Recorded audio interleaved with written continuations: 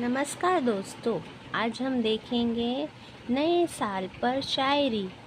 नया साल आया, नई रोशनी लाया, हर चेहरे पर मुस्कान का रंग छाया।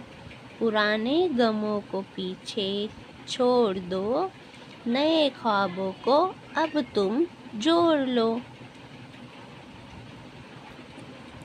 खुशियों से भर जाए हर दिन तुम्हारा, हर पल लगे जैसे सपना तुम्हारा।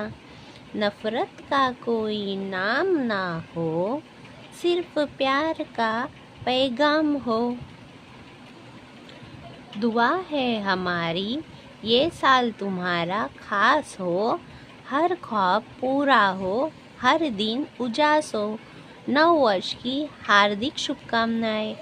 धन्यवाद दोस्तों। ऐसी मेरी नई वीडियो के लिए मेरे चैनल को लाइक, शेयर और सब्सक्राइब कीजिए।